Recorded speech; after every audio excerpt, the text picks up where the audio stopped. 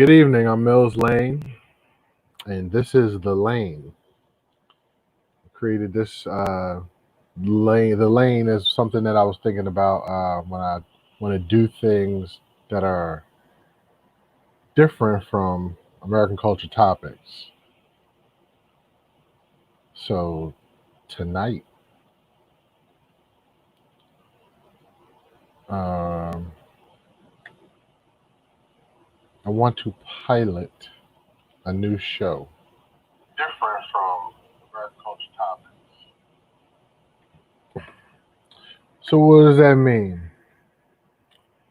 Um, this new show pilot that I was thinking about was, as far as we talk about American culture topics a lot, and of course I left the American culture topics banner up, so I probably already made one mistake. Well, that's a pilot, so we'll get to that. So the idea and premise of this is to get through what this media cycle puts out to us.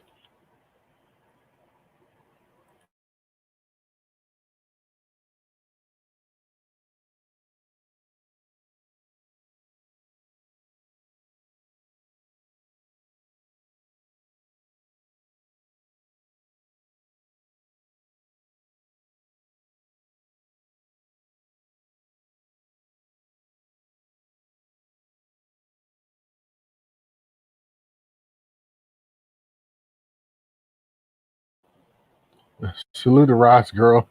Thanks for joining. I didn't know I was muted. The lane will now begin. Well, this is a new show pilot, so the lane I've started, but this may be the direction I want to go with it. All right. So here goes nothing. Police broke up a party at a home in Jackson Township, New Jersey last night, where about 700 people gathered, and many weren't wearing masks. Social distancing nearly impossible. The home was rented through Airbnb, and the party was held with the homeowner's knowledge. The homeowner was cited for violating the governor's order on crowd size. The party organizers, two women in their early 20s, were also cited. Police broke up a party at a home in Jackson Township, New Jersey. So first question, Roz Girl or Meg J, could y'all hear the video?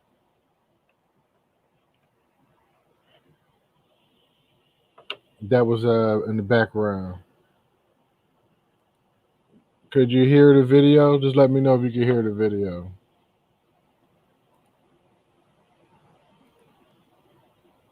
Jersey last night, where about 700 people gathered, and many weren't wearing masks. Social distancing nearly impossible. The home was rented through Airbnb, and the party was held with the homeowner's knowledge. The homeowner was cited for violating the governor's order on crowd size.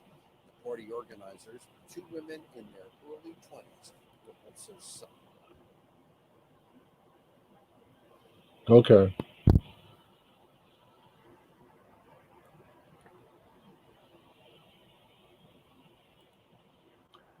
So the audio was low. Okay. Hmm. Wow.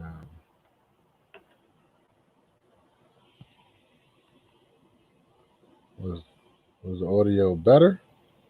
All right. So basically, I would look at this as 100% a rule violation.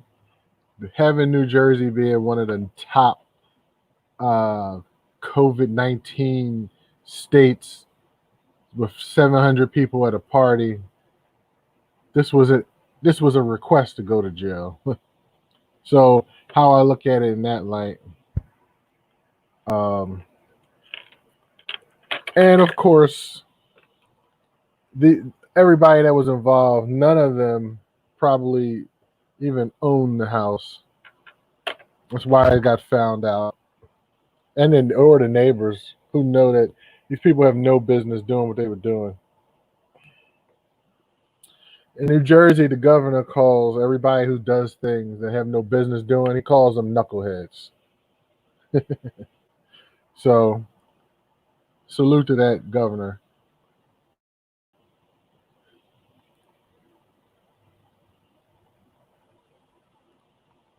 Silent.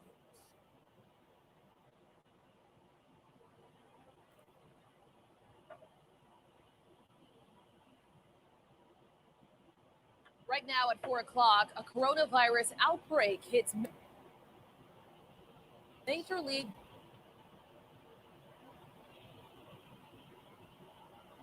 Baseball. The Miami Marlins are stuck in Philadelphia with more than a dozen cases. Their game tonight called off, and so is the Phillies matchup against the Yankees. Many left wondering, can the season proceed?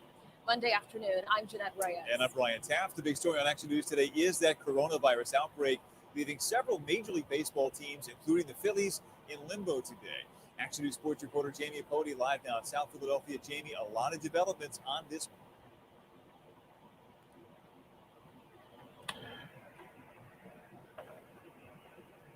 So here we are with companies, including Major League Baseball and all of the sports organizations, could not wait to get going.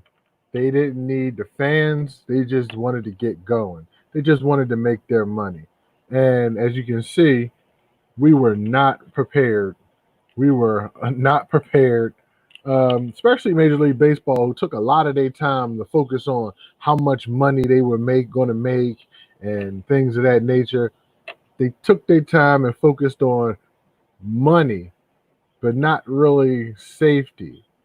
So the next team, yeah, why are they playing sports? Because capitalism. That's why. And now that these players tested positive for the COVID, the next team that was going to use that visiting locker room, they didn't want to show up. So games got postponed, things got moved away. Um, but games were still played after this announcement. Games, I believe, are being played tonight.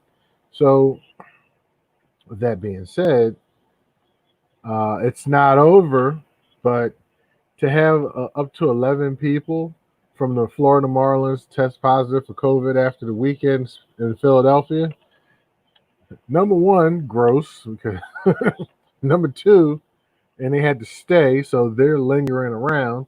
It's a bad deal. So hopefully this is a one-off. Everybody learns their lesson from it. We got basketball coming up next weekend, or this weekend, I should say. So maybe we get things in order and we can move forward.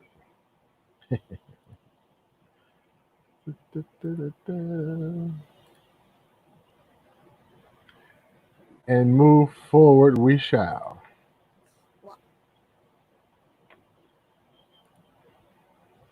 Hey, Action News. Well, with no apparent national slowdown in coronavirus cases, the Red Cross is now in dire need of volunteers, especially those who have recovered from the virus. Action News' Sarah Bloomquist joining us now live from home with the important information and the plea from the Red Cross today. Sarah. Yeah, an emergency here, Brian. The American Red Cross now has an emergency shortage of convalescent plasma because coronavirus cases are surging all across the country. This is plasma, a component of the blood taken from people who have recovered from COVID-19. The blood component contains antibodies that has been shown in many cases to help patients who are actively fighting the virus. I spoke with Guy Triano, regional CEO for the Southeastern Pennsylvania American Red Cross, about the urgent need for COVID survivors to donate immediately. With the number of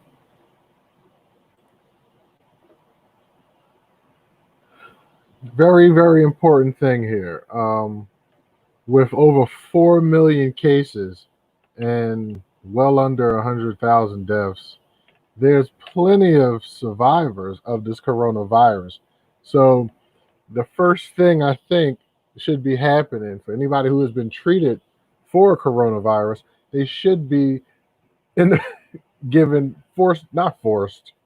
Forced is a bad word, but they should be given blood because this blood can, what they're saying, can be used for whatever type of vaccines or whatever that they're trying to create, which of course most people won't try to use. So, but to give blood is a good thing because that way people who actually need blood can use the blood for their survival. So, with all that being said, um, you you can't force people to give blood, and that's probably why nationally only 5% of people who actually can give blood actually do. So think about that. Anybody who screams patriotism and how patriotic they are, um, apparently you're not real patriotic at giving blood. And coronavirus survivors should at least try to think in that way. Well, those were just some of the things that I was thinking about. I would probably try to do a better job at the actual screen and how the screen pulls the information together. I probably try to use multiple screens so that I can have things lined up. I just knew that this news channel would just pop out the stories and they'll just pop them out. But every day when I'm sitting back and I'm just like in the morning, I'm getting myself together, these news stories just pop up and you pretty much know what direction you want to go when it comes up. So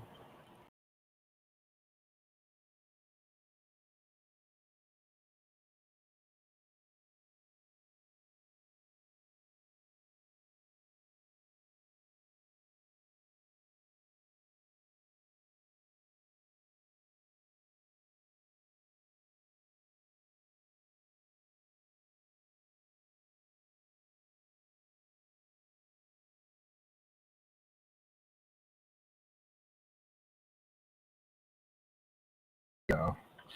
Okay, so that was all me right there that shut the whole thing down. But yeah, that is. Oh, you're a news junkie too, Rice Girl. Salute. Yeah, because I'm just listening to what they say, but sometimes they have an agenda, and they'll push whatever agenda they want to push. So I'm looking at this show as a way to make sure that folks don't fall into agenda traps. So um, anyway, thanks for joining. I'll sit here and try to figure out and get some more kinks done. Make sure don't say American culture topics up there, and because it's not that show. And and thanks for y'all for joining on this pilot test of the lane